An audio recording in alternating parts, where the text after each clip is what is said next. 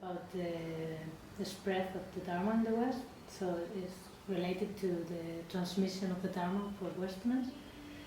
So where do you see attention needs to be focused to strengthen healthy and full transmission of the Dharma in the West? I'm teaching some programs in Canada, in France, in French Canada.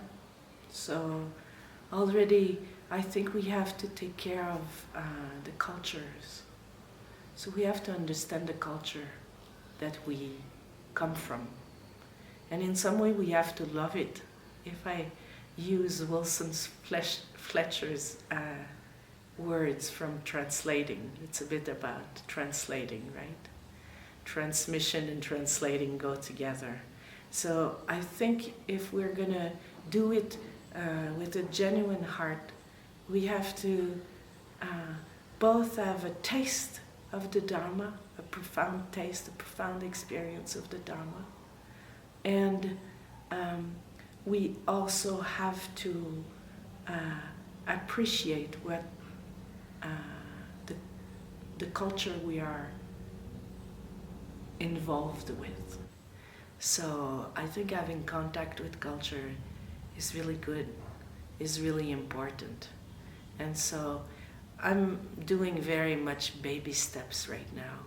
And I don't know for myself if I can really participate in a full transmission.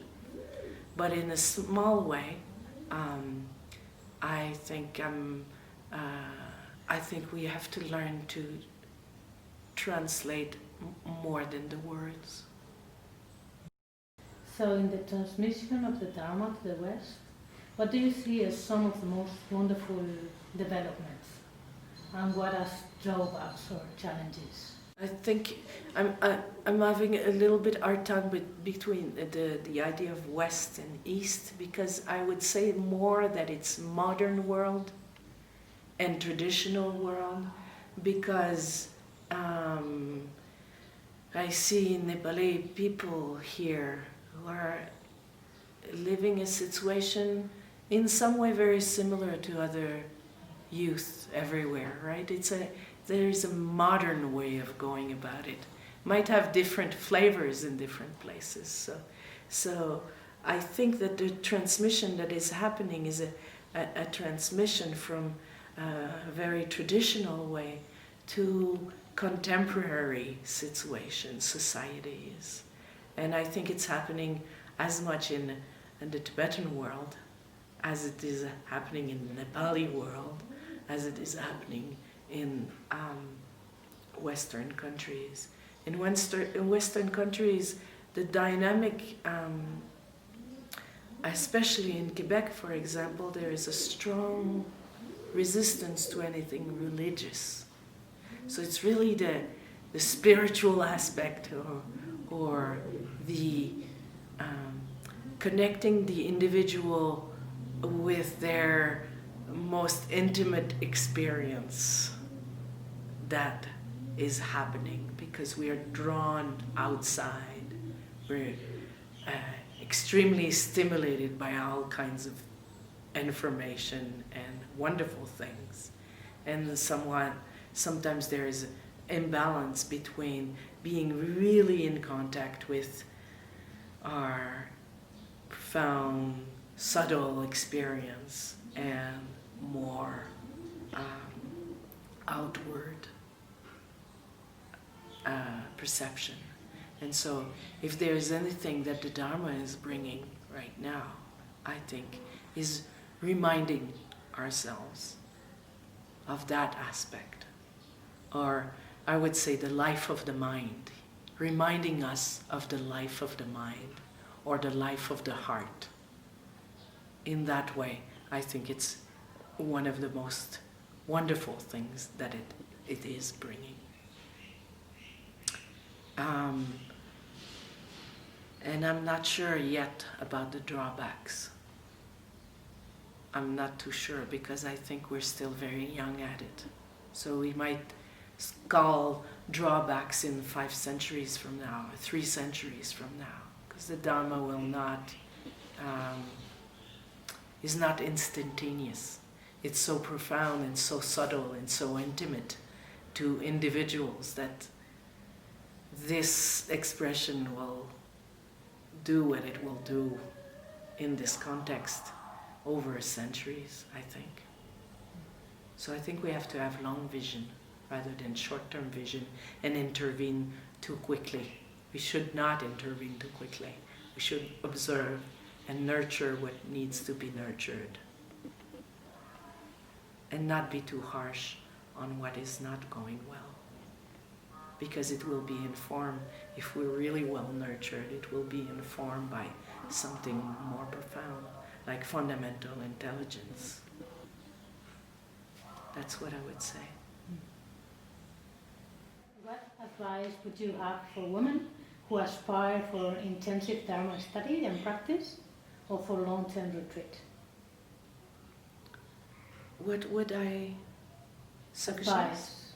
Advice? Yeah. Take your time. Please, take your time. Take your time. Take your time.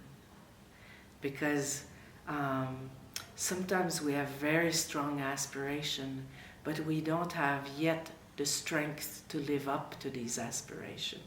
So we have to build up this strength, this ability to undergo very profound transformation, inner transformation. And this is very challenging because all our habits come up. Wow! And we have to be able to work with that. And habits, we don't even know we have these habits and these tendencies, right? And sometimes they flare up and they scare us when in fact they're nothing at all. So taking our time is the best way to build strength and actually accomplish a profound transformation that will be extremely beneficial for ourselves and others.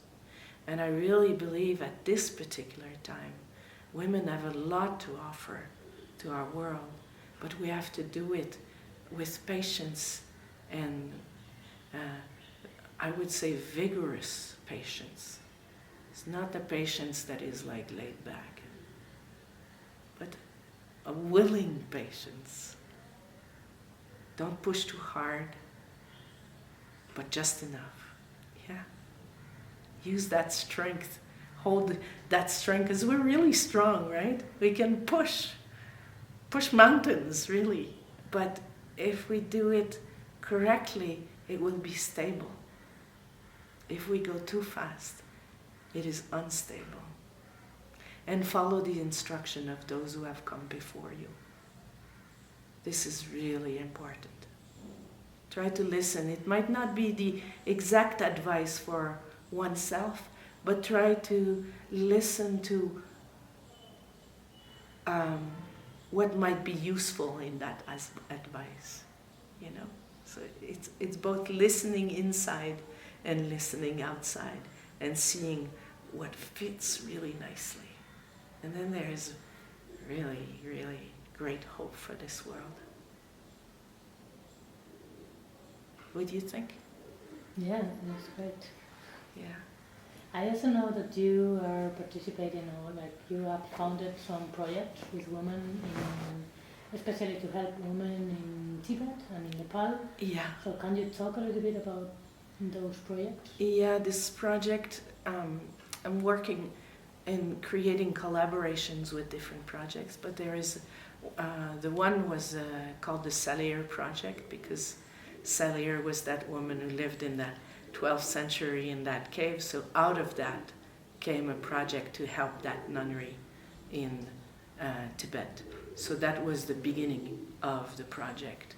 And then it grew into helping also some Nepali women who are not necessarily part of the Himalayan community here, because we were in contact with all these young women who would ask her, give me one pen, give me one rupee. And so rather than giving them money, we set up a project to bring them access to superior education. So once they do up to grade 10, we would help them from there into going to university and so on. So we're helping some nuns in the Himalayan cultures to go through Shedra, to go through monastic universities, and we're helping lay women in Nepal to go to university on a very small scale, and we do it hand by hand. We go to the school and give the money, and we ask for receipts. So it's a very small scale project, but it has been very inspiring because it has changed the life of some women. And also working with some young women in Bhutan who are going through Shedra also. And there's another organization called Nepal, Women's Foundation of Nepal, which we are helping also in bringing education, especially for young women who are either without parents or on the streets, violence against women. So very drastic situation here in Nepal for some women. So we're working to give them a break with Women's Foundation of Nepal. And this is a very great joy. It's bringing us so much in doing this, understanding the culture and seeing what we can do on a very small scale. We bring so little money and it creates so great benefit. It's always a joy. So. What do you think about the influence of Western culture on women to the situation of women in Asia, and particularly to Asian women in Dharma? Yeah, I was thinking about this question, and I think what's happening is, for those of us who are involved in the Dharma, we are being influenced by Asian women as much as we are influencing them. It's going both ways. It's not like we're coming here. Yeah, there is I feel like Asian women have perhaps a patience that we don't have sometimes that is really helpful for us. And I think we have to value that. And in other ways, our particular way of being able to organize or make things happen, that's actually helping them. So in the nunnery where I live, we're actually negotiating these two cultures. So how our way of organizing can be helpful and where it is disturbing. And this is it needs a lot of listening and being at the same time daring as respectful. But I think the two together is really, really exciting. This mixing of culture is so wonderful. And I know it because when I go back home for 3 months of the year, when I'm not teaching here in Nepal, I've integrated, I'm embodying something of Nepal and Tibetans, and people respond to that, and it's not me, it's just that influence, that color is coming through, and it's so wonderful. Yeah, so it's like we're being carriers, bridges, or whatever between culture, and that's always exciting. We don't even know we do it, right? Yeah. I was studying at the Europa Institute, and my two directors were Judith Zimmer-Brown and Barbara Dilley. So Barbara Dilley kind of organized what we call today contemplative dance practice. And Judith Zimmer-Brown was also looking into the female energy within Buddhism. And so this was a really nice combination of directors for my MA. So when I met Rinpoche, I was doing my MA, and I was oriented everything towards the death practice, chur practice, and I was spending a lot of time already at Pashupatinath. And Rinpoche, who was also a Chirpa, had quite a bit of experience in that. And he encouraged me to continue this.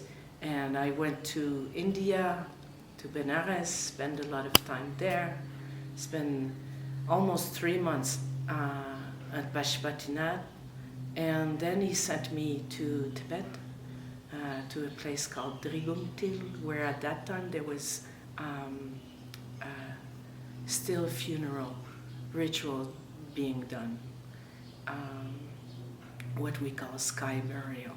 So I went there, and there was no buses at that time, very little tourism in Tibet at that time. And so I traveled basically hitchhiking, and hitchhiking was not easy because people didn't want to pick you up because you were a tourist, and it was kind of uneasiness about picking up tourists. So sometimes we had to stop buses, go in front of the, not buses, but trucks, and not to get off the road so that they would stop. And then one of us would jump on the back of the, so they could not leave us on the side of the road. So it was a really strategic thing. It was a little funny. But we ended up, it's about 4 hours from Lhasa, we ended up in Driguntil and spent some time there. That was also a very powerful experience in seeing traditional approach, but also because I was very much into the arts, into dance, into movement, then there was also the relation of the body, relation to the body. And in the arts, we also have a very powerful relation to self, you know, because we put ourselves in front, or we express ourselves. So there is an attachment to self that is very particular. So how does that work with the teaching on no self? And I was very intrigued by that. So I studied quite a bit on the teachings on no self and how the attachment to a certain experience of the physical form can be an obstacle, and how it can be actually an opening, an opportunity to realize no self, or to realize the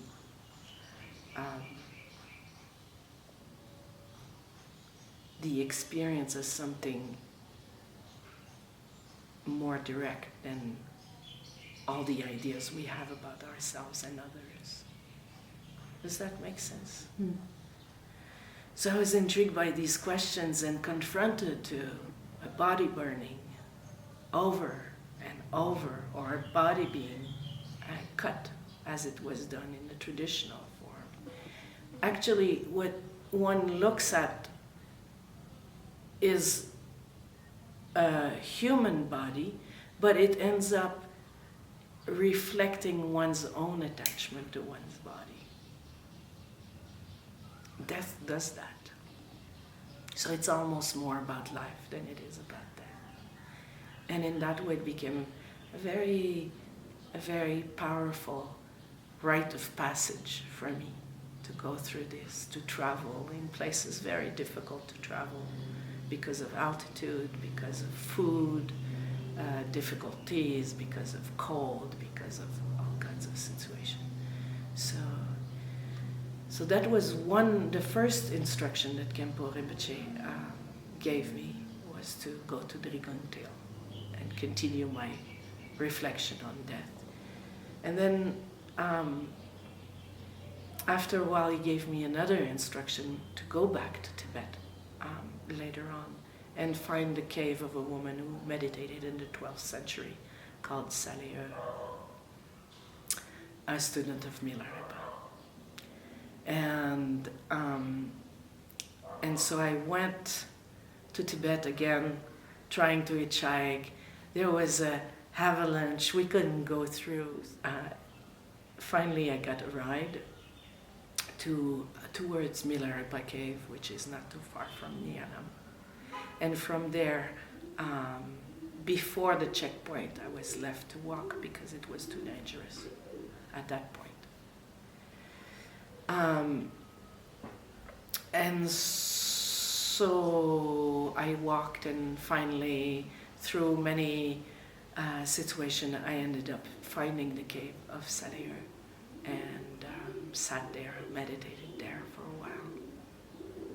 You found it by yourself, or you had some guide? Or?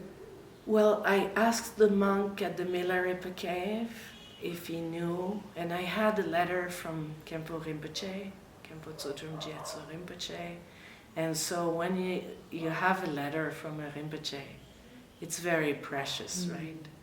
So my Tibetan was terrible. It still is. I'm working on it. But anyway, I had this letter, and I would go and ask. But he's the one that hooked me with a family, and this family took me on a horse cart to a place, and then when the time came, because they were also going to this place, they brought me over there. And I arrived there, it was a big festival.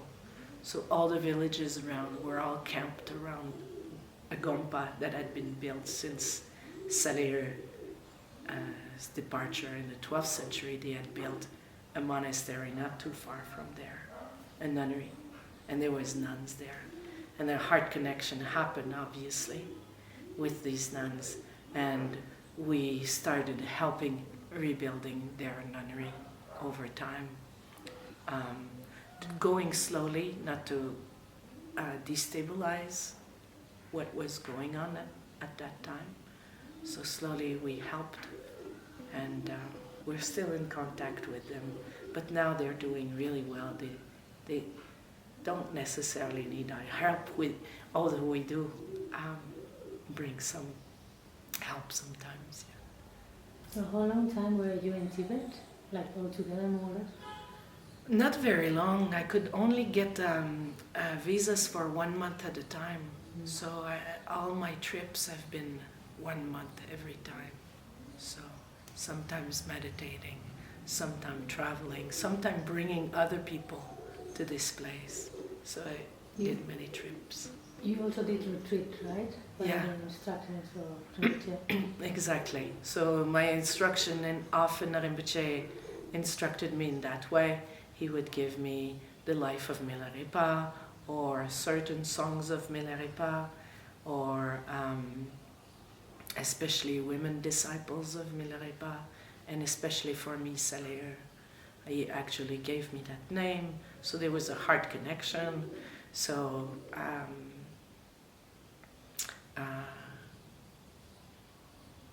so it was really powerful to sit in that cave. And the nuns from the nunnery would bring me butter lamps, but it was cold, so cold. You were sleeping in the cave? Yeah, I was sleeping in the cave. Yeah. So then the meals, the nuns were bringing you the meals? Actually, they only came at the beginning and at the end to chant with me. And at the beginning, they brought some stuff, so I had hot. They would bring some hot water. I think you're right. Now that I think of it. But obviously, the food they would bring. At first, I didn't eat meat at that time, but there was like this dry leg of a, how do you say that? Not a sheep, but a goat. Sun-dried legs of goats, where you have to take a piece of dried meat and chew. These kinds of things, like I had to kind of adapt. And I had brought with me, these funny soups that are dried, Chinese soups. So it wasn't delicatessen, yeah. But it was so powerful. It's almost like you need much less food when you do that kind of work than when you go about your life in an ordinary way, yeah. So it was very transformative for me, that experience. Yeah, absolutely. So could you say that those moments were like really alive for you in the Dharma? Like in terms of Dharma, this In is terms of this Dharma. is really what hooked me with dharmic reflection on life and death, and on what is perception, what is cognition. Because in caves, all kinds of things happen. You see all your projections because you're there alone, and there's nothing.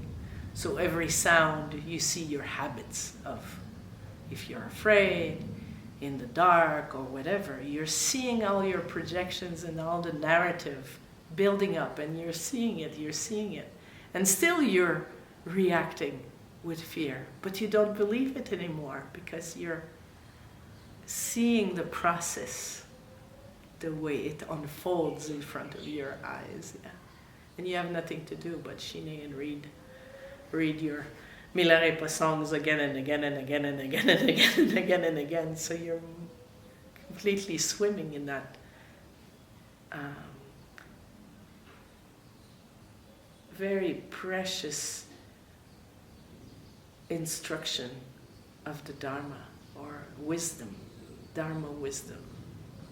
Yeah. So it's really wonderful to have the chance to do that. It's almost like in order to touch something essential, sometimes you have to deprive yourself of, not deprive, but cut the extras to get to the heart. And that's a little bit the metaphor of the cave. And once you've experienced that, you know that it's not the cave, it's actually the way you hold yourself. The cave is the way the heart is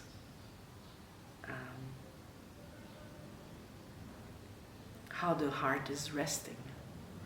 That's the real cave. Yeah, the real retreat. The real practice.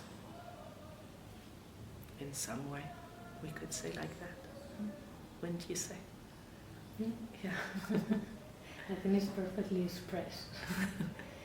So, could you speak a little bit then, like,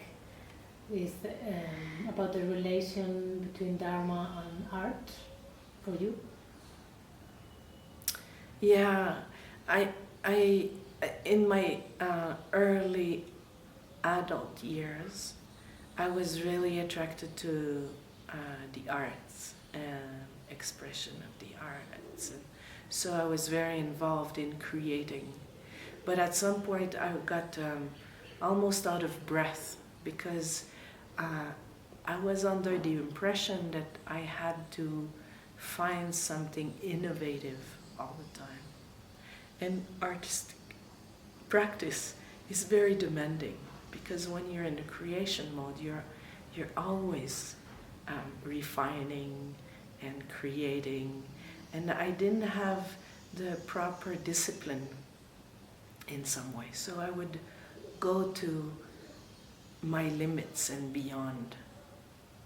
And in some way, the Dharma taught me the discipline of how to use this creative energy.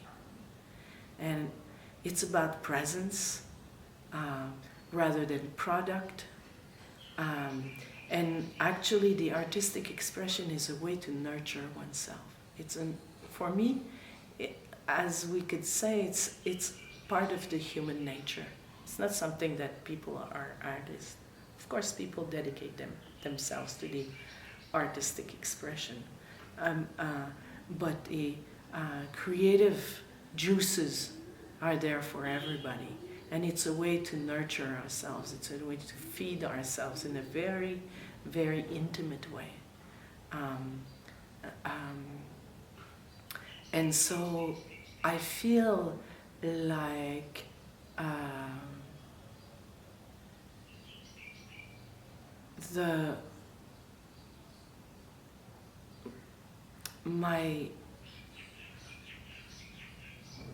my artistic research now is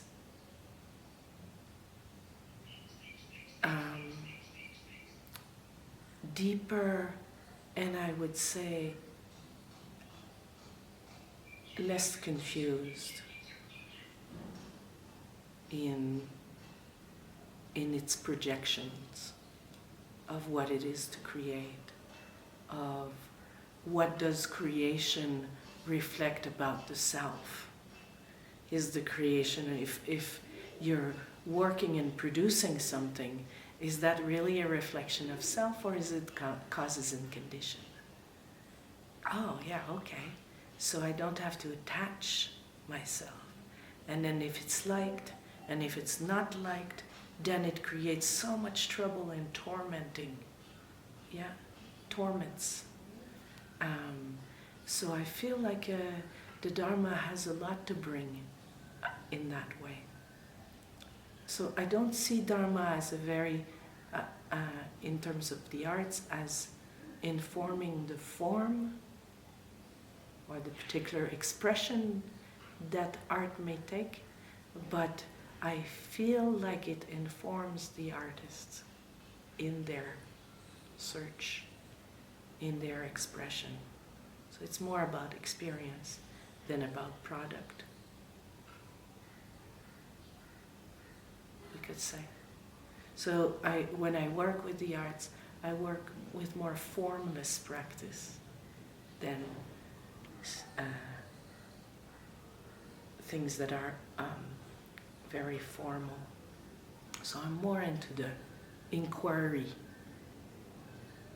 And then in the contemplative movement practice, what I like doing is bringing both the instruction that I have received from Khenpo Rinpoche. Because when I would go see Khenpo Rinpoche, he very often asked me to dance before asking any questions. And if I got into thinking, oh, this movement he will really like, or then he would stop me right away, even before I went that route. It was powerful, right? So you were dancing in front of Rinpoche? In front of Rinpoche, in the room, wherever he was, he would say, okay, dance before you ask your question. And so I would dance, and as long as it was in the presence and in very spontaneous kind of move, he was like, open the space. So the space was wide open. And when I would even think, oh yeah, I'm gonna do this move that I did the other day, I would really like it or something, because the mind is always working. Then he would stop me right there. Okay, sit, ask me your question. So out of this, I got an instruction. Yeah, it's an instruction about working with presence rather than projections, or trying to guess somebody's likes or dislikes, or form, not falling into form. And so I'm using his instruction, these type of instruction. There was other ones, but that one. I'm using also, obviously, Barbara Dilly's work, because I studied with her at Naropa University. And I'm also grounding all this inquiry into Buddhist philosophy. And in particular, because I studied for 10 years, and literally 10 years, the Dharma Dharmata Vibhaga, which is not a long text, Maitreya's text distinguishing phenomena from their nature, or Chuni Namche in Tibetan. I studied it for 10 years, and Rinpoche again would ask me questions. So I'm informing the dance and also the whatever course I'm giving. I'm grounding it in the Dhamma Dhammatta Vibhaga. So I feel like the artistic process is best when informed by clear philosophy. And I'm saying inform here as opening a space rather than restricting it, right? Opening space, but a space that is educated or conscious about what it's doing. Not only going into innovation for innovation's sake, but with a line of inquiry. How do we embody wisdom? We study a lot these texts, these wonderful texts, these profound texts, but how do we embody it in three-dimensional experience, in movement, in speech, in painting, in walking, in talking, in conversing, in relating with the world? And this is a little bit what I'm trying to look into. And I'm not saying that I have an answer to that, but I think already asking the question is good. Yeah.